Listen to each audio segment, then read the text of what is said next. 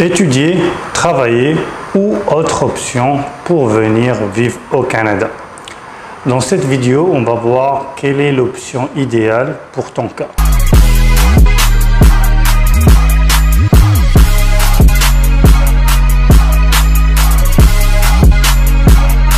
Bienvenue tout le monde dans ce nouvel épisode de Claire Vision Immigration.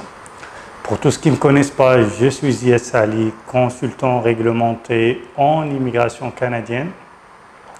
Dans cette chaîne, je fais des vidéos surtout sur l'immigration au Canada et aussi sur la vie au Canada. N'oubliez pas de vous abonner pour ne pas rater les actualités d'immigration et aussi pour avoir des réductions de prise en charge de dossiers ou des consultations. Pour me contacter en privé seulement pour une déconsultation ou prise en charge de dossier, je mets mon contact dans la description.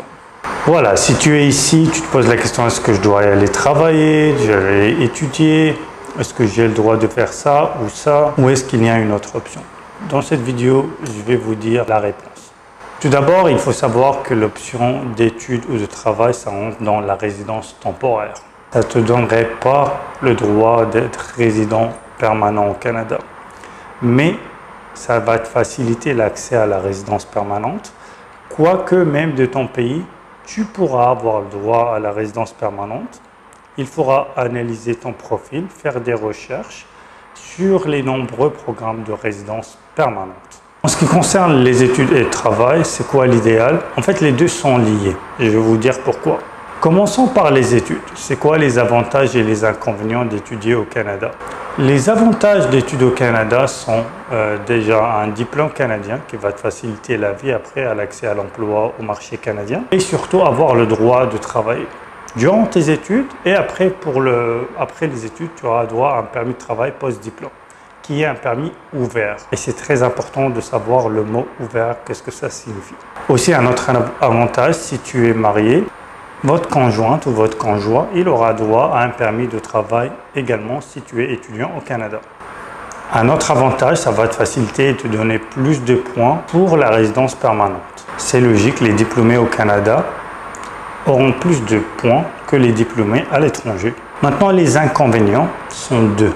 Un, c'est le budget. C'est très cher, honnêtement, pour les étrangers pour étudier au Canada, mais ça vaut le coup. Moi-même, je suis venu comme étudiant international. Et le deuxième inconvénient, c'est qu'il y a tendance à refuser les permis d'études. Il y a beaucoup de refus de permis d'études. Donc, si tu ne fais pas tes recherches et tu ne fais pas bien ton dossier, il y a des fortes chances que ça soit refusé. Donc, faites attention, les permis d'études, à ne pas prendre à la légère ces dossiers de ce type-là. Il y a beaucoup de refus, surtout dans le continent africain, mais aussi dans les autres continents aussi. Par ailleurs, ces deux inconvénients, il y a des astuces pour les éliminer, c'est-à-dire le coût et aussi les chances de l'avoir. Il y a des astuces pour augmenter les chances vers 80% ou plus. Mais ce n'est pas le sujet de cette vidéo. Maintenant, en ce qui concerne le travail, il y a des avantages et des inconvénients comme les études. On va commencer par les avantages. Donc, il y a un coût aussi pour le travail, mais généralement, c'est l'employeur qui va prendre ça en charge, à moins que vous ayez une entente que vous l'aidiez sur certaines charges. Par exemple, le frais de consultant ou avocat, si ça existe, ou d'autres frais. Mais c'est relativement beaucoup moins cher que venir étudier au Canada. Le deuxième avantage, qui est un avantage et un inconvénient en même temps, c'est que tu vas venir avec un salaire. Pourquoi je dis inconvénient? Parce que généralement, les étrangers, malheureusement, c'est une réalité. Dans leur première expérience, quand ils arrivent au Canada, ils sont sous-payés. Même s'il y a un contrôle dans le permis de travail, l'employeur, il doit vérifier le salaire minimum et ne pas te donner en dessous de ça. Il y a tendance à sous-payer par rapport à l'expérience de la personne à l'étranger.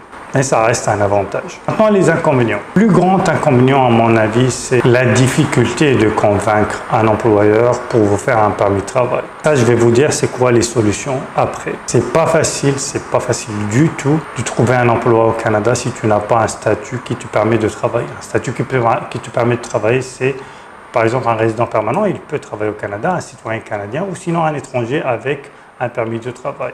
Parce que logiquement, les employeurs au Canada, ils ont le choix aussi au Canada. Il y a des gens qui veulent travailler Et les procédures de permis de travail au Canada sont très compliquées. C'est l'un des pays les plus compliqués au monde pour les permis de travail. Le deuxième inconvénient, c'est que tu vas avoir un permis de travail fermé.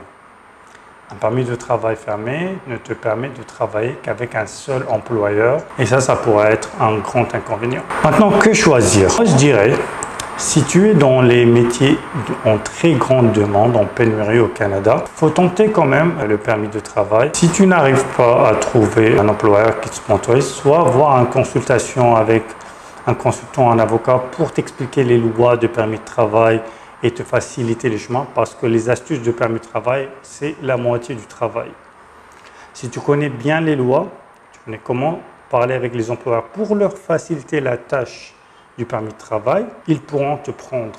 Sinon, je dirais, si tu es à l'aise financièrement et surtout si tu es fraîchement diplômé ou en cours d'études, je conseille le permis d'études plus que le permis de travail. À mon avis, il y a plus d'avantages. Ceci dit, il ne faut pas négliger l'option de la résidence permanente. Faites vos recherches ou prenez une consultation avec des représentants certifiés qui vont analyser votre profil et vont vous dire le choix idéal pour immigrer au Canada. J'espère que la vidéo vous a plu.